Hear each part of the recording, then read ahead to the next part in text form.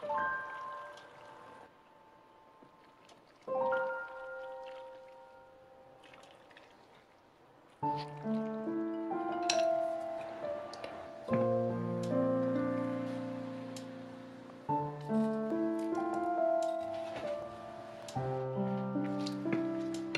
đây là món bún cá của mình. Hấp dẫn chưa? Hôm nay Bình Quyên sẽ chia sẻ đến anh chị em và các bạn món ăn này nha. Và bây giờ mình sẽ bắt đầu. Đây là phi lê cá. Có thể nấu phi lê cá biển hoặc là cá đồng đều được. Trong trường hợp mình có cá nguyên con thì mình sẽ lọc lấy phi lê. Sau đó mình để cái đầu với cái xương lại để mình nấu nước dùng hay là nước súp. Và tùy thích có thể nấu ít hoặc là nhiều. Hôm nay mình nấu 1 kg cá phi lê. Và phần nước súp nếu không có xương đầu cá thì mình sử dụng cái đầu tôm. Đây là những lần mình làm đầu tôm dư ra đó, mình để lại mình nấu nước súp rất ngon. Nếu không có đầu tôm thì mình nấu bằng xương heo hoặc là xương gà. Rồi để nấu cái phần nước súp này sẽ cần có củ hành tím hoặc là củ hành tây, tỏi, ớt, củ riềng hay là củ riềng, nghệ. Có nghệ tươi thì sử dụng nghệ tươi, không thì mình sử dụng nghệ bột cũng được. Ngoài ra là chanh, bao nhiêu hành cũng được. Rồi rau ăn kèm sẽ gồm có các loại rau thơm mà mình thích như là quế, ngò gai, húng lủi. Rồi phần ăn kèm sẽ gồm có rau muống bào, rau muống chẻ, bắp chuối bào. Nếu trong trường hợp anh chị em và các bạn không có thì sử dụng cần tây nè. Rồi không có thì sử dụng bắp cải trắng, chút nữa mình sẽ bào ra. Rồi thêm nữa 80g sả nữa để mình nấu nước dùng. Rồi phần này đặc biệt nước cốt dừa. Và nếu như mà mình có lá chanh thì sử dụng lá chanh, không có thì sẽ thay bằng vỏ chanh xanh mài. Và tất nhiên là cần phải có bún. Mình sẽ cho vào đây 1 muỗng canh dầu ăn. Đợi cho dầu nóng. Cho vỏ tôm, tùy thích cho nhiều hoặc là ít. Mình cho khoảng 100g nha. Nếu không có thì cũng có thể nấu tôm khô cũng được. Đảo qua dầu. Thơm quá trời luôn cái vỏ tôm. Sau đó thì cho nước vô 2 lít. Hôm trước mình làm tôm khô đó, mình còn lại cái vỏ tôm này. Để lửa nhỏ đầy nắp, mình sẽ nấu ở đây nha. Đây là cần. Để cho cần không bị xơ, nguyên cây cần dài mình cắt đôi. Sau đó mình tước vỏ. Quay lại tước bên đây luôn. Cắt sâu sâu vô một chút thì sẽ lấy ra cái xơ này. Sau đó thì mình bào. Bào giống như dạng như là rau muống bào. Cho vào trong nước lạnh là chút xíu nữa nó cong lại. Có thể sử dụng dao bào hoặc là cái bàn bào. Mình bào bắp cải, bắp chuối bào, hoặc là nếu không có thì bắp cải bào này nha. Hoặc đu đủ bào, đu đủ xanh bào, cái gì cũng được hết. Mình bào mỏng mỏng ra, mỏng như vậy nè. Ngày xưa là món này nhà mình ăn với lại chuối cay. Củ hành tây trắng mình cũng bào luôn. Và mình bào vô trong nước đá lạnh để cho nó đỡ hăng, hoặc là nước lạnh. Chút xíu mình đi rửa. Và để xem chi tiết cách làm bún thì anh chị em và các bạn có thể vào xem các video làm bún cuộn nè, bún riêu nè, mình Quyên đã chia sẻ. Khi bún nó chạy xuống như vậy nè, tuôn tuôn như vậy là đúng rồi, lượng bột và nước đúng. Còn nếu như mà mình thấy nhão thì mình cho bột khô, và thấy khô quá thì cho thêm nước nha, và cho nước sôi. Nấu nước và mình chờ cho sôi thật là sôi lên, mình trụng bún nha.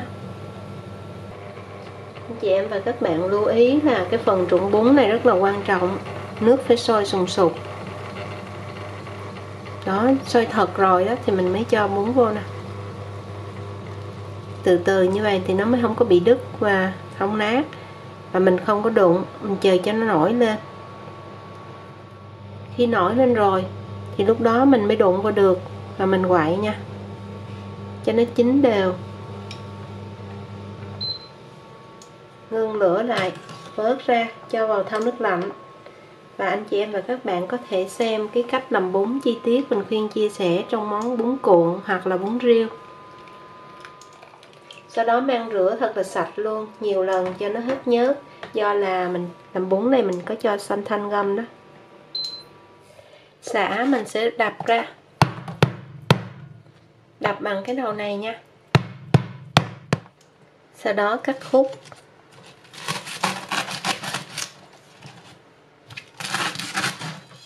Phần củ riềng cũng đập. Hành tím, 2 củ luôn. Cá sau khi mình để tan, rửa sạch, để ráo. Bột nêm gà chicken powder, một là muỗng canh hay là cái thìa đó.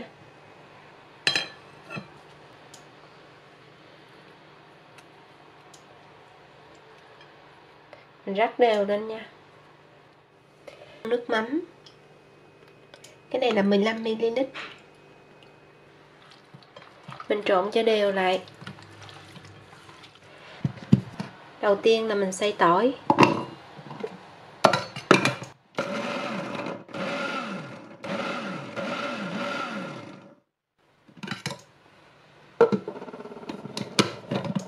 Được tỏi xay.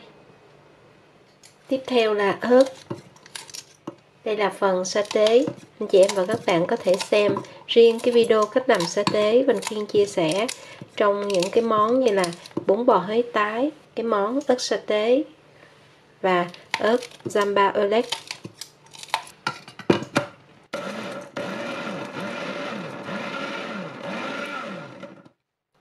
Muốn tìm món ăn thì anh chị em và các bạn có thể vào Google hoặc là vào YouTube, gõ tên món ăn phía sau là Vành khuyên nha. Đợi nồi nóng mình cho dầu ăn vô 50 ml.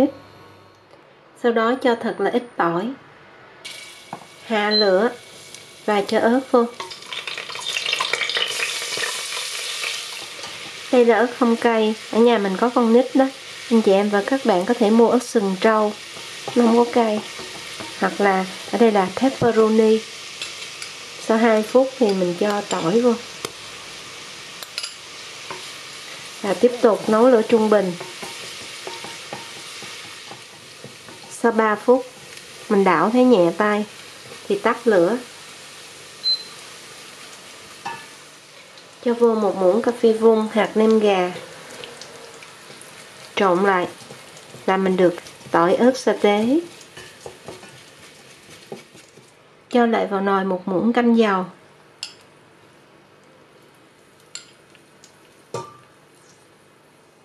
Đây là phần ớt mình làm được nè. Cho sả, riềng, hành.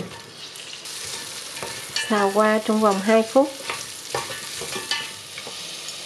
Sau đó thì mình rây nước tôm cho vô.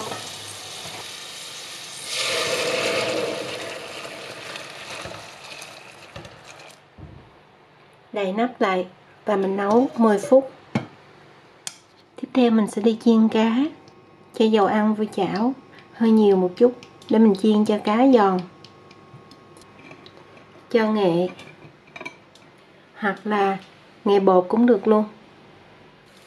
Mình sẽ rắc một lớp bột mì mỏng lên cá. Mình rắc đến đâu thì mình sẽ chiên đến đó nha. Và đừng cho nhiều quá.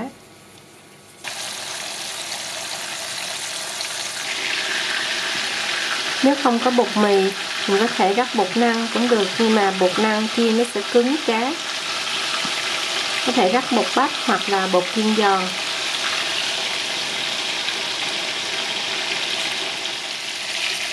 Sau khi vàng hai mặt mình vớt ra.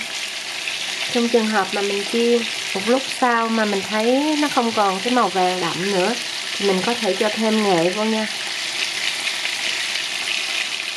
Và cá sau khi mình chiên xong, mình được một dĩa.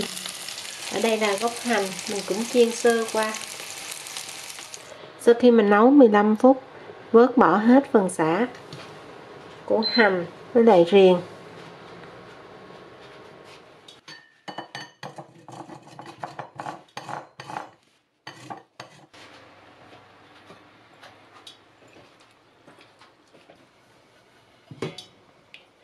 Một lon nước dừa 400ml,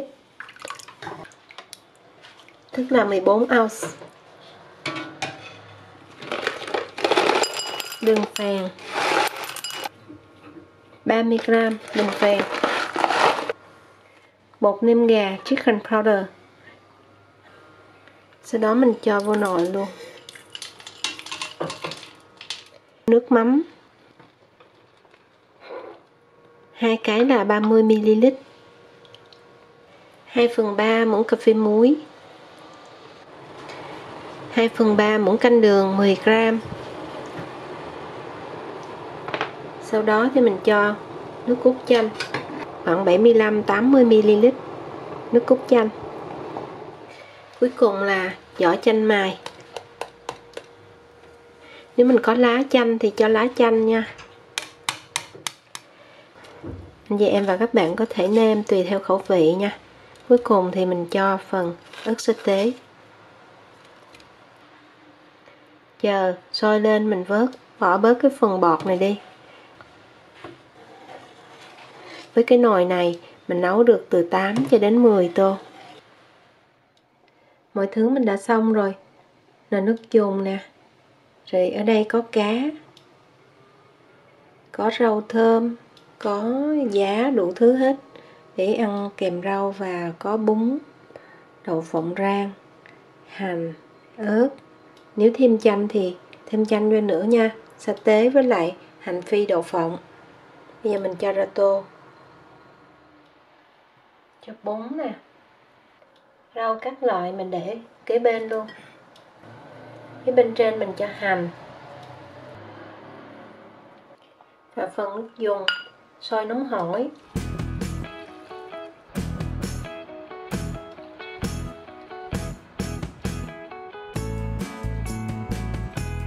Sau đó thì mình cho cá.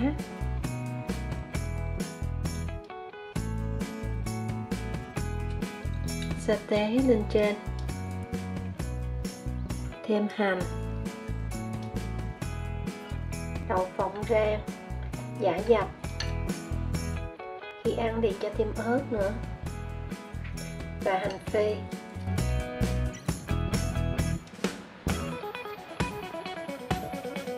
Tiêu.